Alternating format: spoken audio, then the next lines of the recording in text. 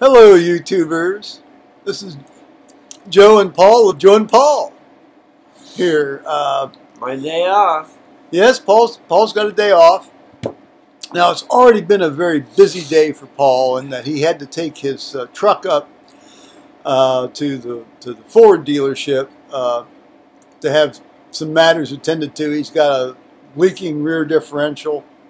And a front right wheel that yanks you off of the road. Yeah, he's got this locking hub problem, on the four-wheel drive, which is probably similar to the problem that caused me to get rid of my truck here two and a half years ago because I thought it was going to kill me. But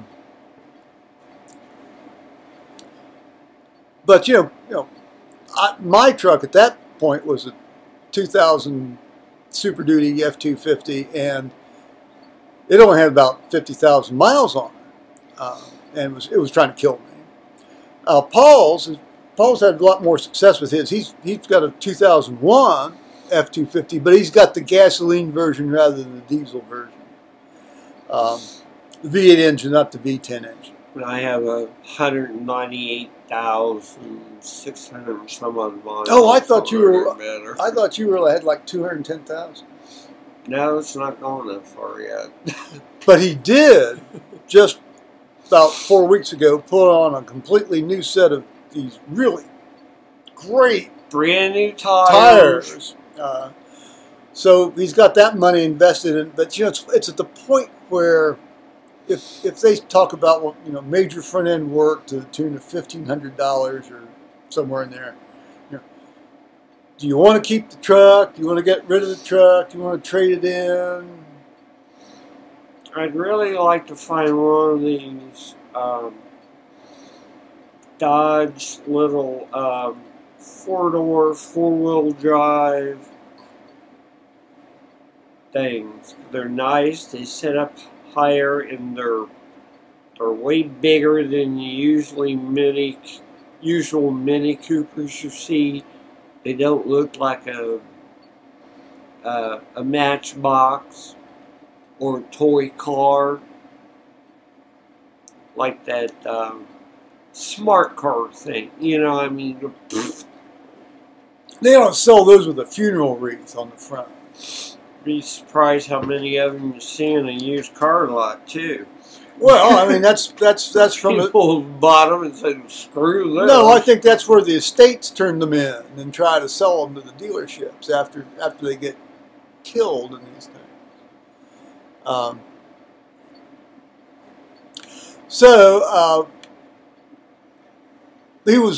I was going to go out front of the place where I can get a better cell phone signal because I have to call him on my cell phone because I can't call his cell phone from my landline phone because I've only got it's long distance. I only have the 614 service on my landline phone. So I open the door, and lo and behold, here comes the truck dealership bringing him home. Now, he was supposed to get a loaner, but they didn't have loaners. Right. People they loaned them to did not bring the cars back. They're hanging on to them for some reason. I don't know, maybe it's better than what they drove in, but... Well, they kept them. I'm a slow learner about some of this mechanical stuff, and I was very loyal to Ford for a number of years. I've owned 9 of them over the years.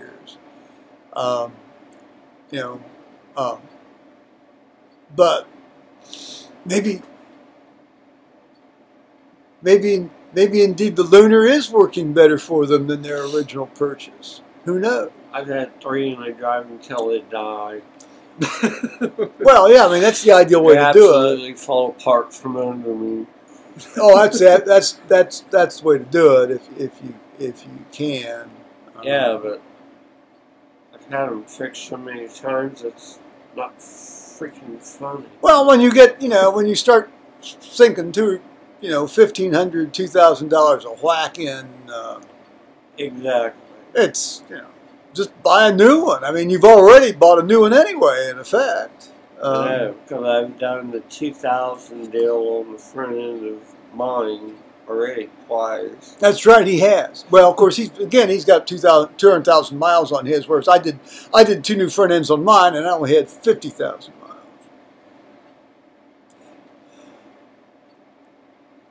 Now, there's been a new development at Paul's work, apparently involving footwear. Assigned footwear. Assigned footwear. Here, show. Required footwear. Show them what. So these actually look pretty nice. But they hurt my feet like you wouldn't believe. Here, get up there, where you can see it. See, it looks like an assigned cop shoe. Straight out of the academy. Still, they're not bad looking. I mean, I myself wore sort of that Oxford-style shoe all the way through college. They called them Navy Oxfords. I'd go down to Lazarus on the bus. That's when you could do that for $0.25. And I'd go down to Lazarus on the bus, and I'd buy an $8 pair of Navy Oxfords, which would last me for about 2 quarters at Ohio State. Now, $8, you understand, in 1969 was the equivalent of around about a $50 shoe today, maybe a little bit more. Now this is $39.99. So I guess then that's one area where the imported communist Chinese stuff has helped us in terms of making life a little bit more affordable. And they didn't cost me a dime, believe it or not, because the inn bought them. That's right. His employer bought it. Which, I just that's picked nice. it out, picked a picture of it out on a fact sheet, and said, "I'll take that one." And Well, see, those are very nice looking shoes, and see, I've got horrible ankles, and one really bad knee, one semi-bad knee. So if I don't have stuff up above my ankles about, if I don't have a shoe that's about this tall, going up my leg, I'm going to fall over. Now, on the other hand, when Paul and I first met, I was still able to wear a low-cut shoe, and this provides an interesting tale. First night we met, 2 friends and I came back from having dinner at a place called the Aspen in Arlington. Is that still open? Is that still open? I don't know. Yeah. So many places we used to go are now defunct. Anyway, we're all in our best kept secret. Our parents decided we 3 guys should go out to dinner somewhere nice together. So off we go. Get a little appearance in the GM factory here in Columbus together. Also now defunct. And gone. It's a kick-ass casino now because they ripped the parents' factory down. His dad worked there for 40 years. So we're at the bar, and Joe sends us all a long neck Strohs or. You understand? I'd only been going out to the bars for about 2.5, 3 weeks at this point. He's wearing a blue flannel check shirt, blue jeans, and he had on his cop-style shoes. But they were leather shoes, not communist Chinese synthetic plastics. And they were set. The beers were set especially so he could pick on me. So they're going, "Are you crazy for going over and talking to an undercover cop?" And I said, "Why do you think he's an undercover cop?" They said, "Because look at his feet. He's wearing cop shoes." What they assign them when they join the academy, and they give them those shoes. He is wearing cop shoes. He is an undercover cop or an off-duty cop. Nope. Well, it turned out no. I'm just a simple country He's a doctor. anesthesiologist. Or I was at the time. So we've been together ever since, and it's been 32 years. November 16th, 1970. No, yeah, 1980. November 16th, 1980. November 16th was my mother's birthday. I think there's a delicious irony in that. And my parents got married on that day. Really? Well, Really? my second, Helen and Ed. Oh, well, when was that the day they came out? Was that the wedding on the back deck? Yeah. When after Well, Paul's we had the 86 people here from the hills. after Paul's mother died in January 2nd, 88. 80. January 1st, 88. January 1st, New 88. Year's Day. Yeah, New Year's Day. I mean, she'd gone, and I had actually looked at her on the night before, right? Yes. Mm-hmm. I'd gone up and examined her the night before, and I said, this woman's got an acute abdomen. She needs to be operated on here very, very soon. And I kept running her back and forth to the hospital for like 2 weeks prior to that, when we kept saying she needs. Well, I wasn't quite sure what was wrong with her, but I knew she needed to be operated on, and because she had an acute abdomen, which is a surgical term, and any medical person out there will understand what I meant. Basically, what happened is they took her to the hospital and they watched her bleed to death. Even a specialist from Cleveland came down to inspect the ICU at the hospital, and he even wrote in her chart that she needs immediate abdominal attention. Well, And they did not even take his word on it, and he was like over the whole. He was more than over that hospital. He was there to inspect it to make sure that the hospital was staying up to code. Oh, that's yeah. Well, anyway, so back to the November 16th significance.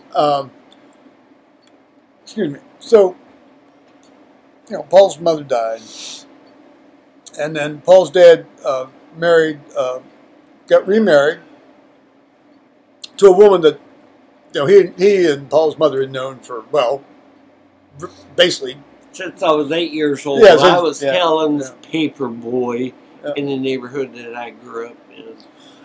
And so they got married here on our back deck and overlooking the creek, and it was great. Well, I had forgotten it was November 16th.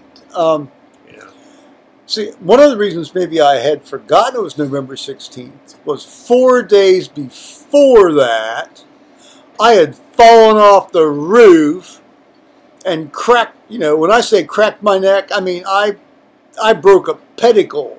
I broke a C4 pedicle in my neck.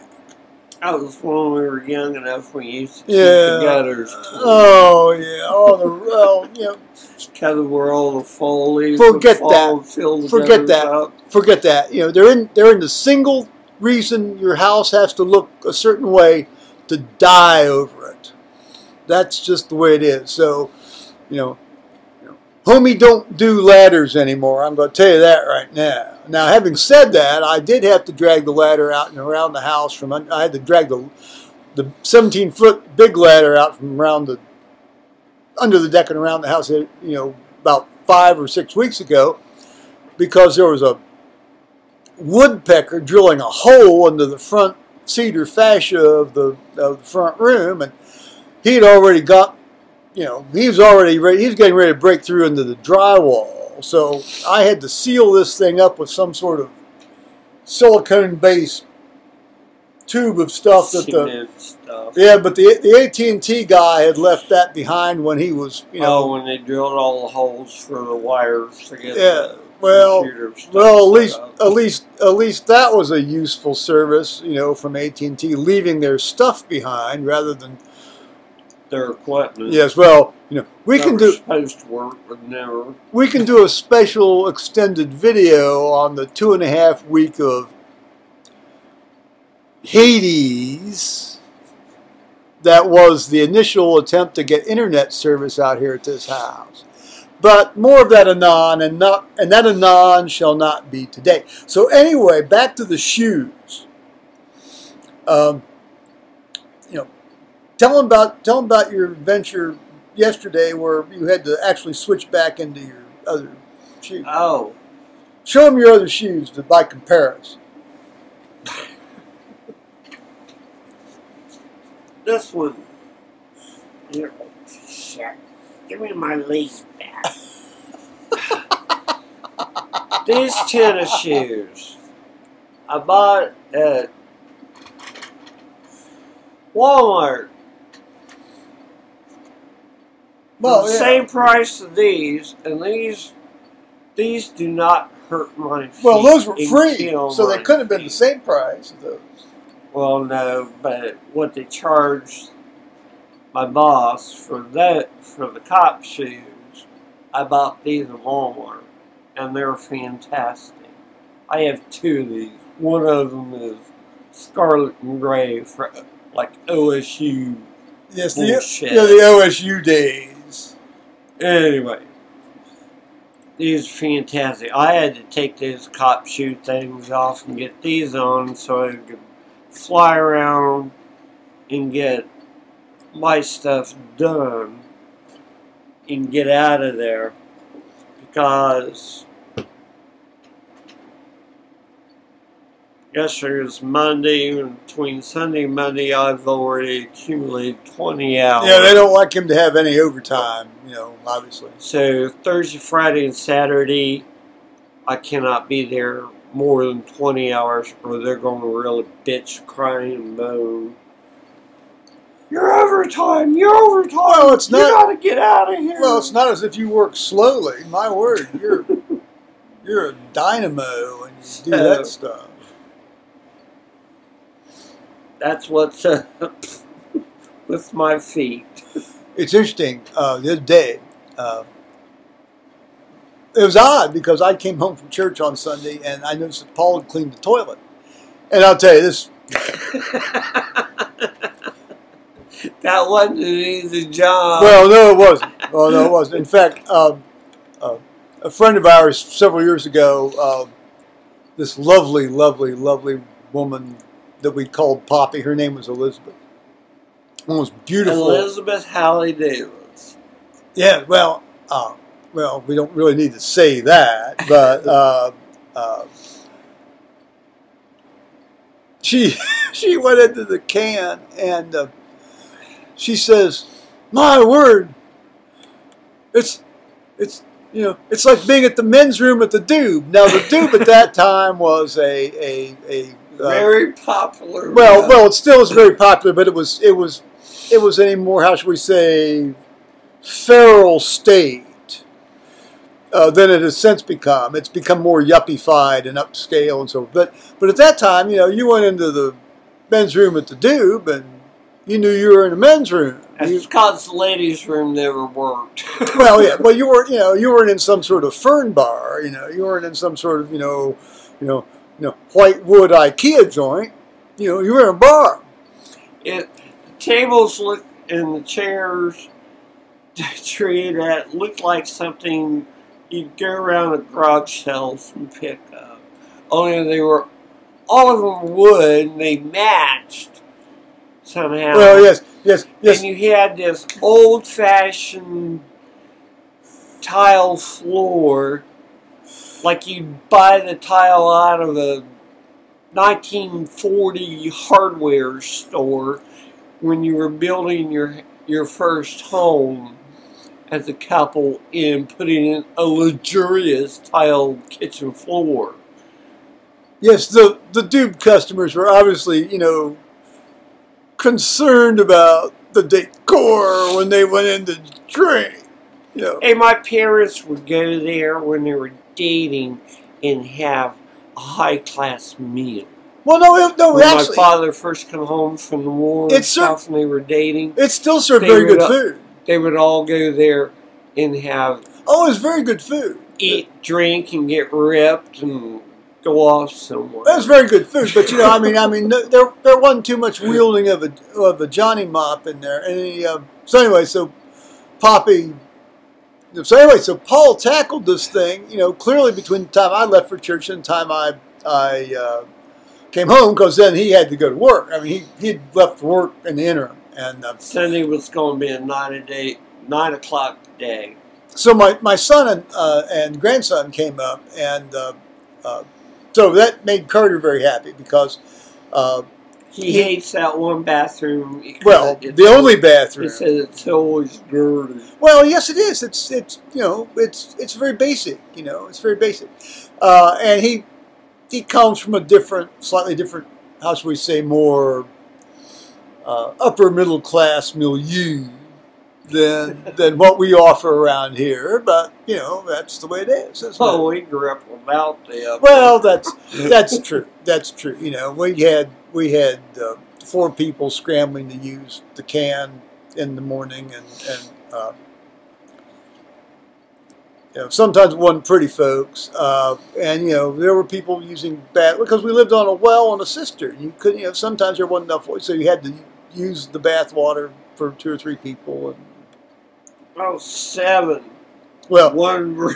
Yes, and one goes joint. Paul was even more compressed in terms of interpersonal interaction in that sort of basic functional area. Yeah, like you'd be taking a shower and somebody taking a crap at the same time. The door was never allowed to be shut and locked so you can have privacy because there was too much traffic. Well, there it is. See, that's you know, I imagine this might be instructive to some of the younger YouTubers out there, and not to be patronizing about it, but that's just, you know. How could they grow up in places where there's like 2.5 bathrooms?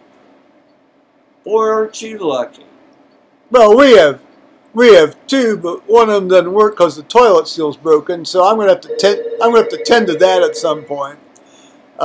So this may be Paul's truck. So I think we're going to wind this up now and say bye-bye now.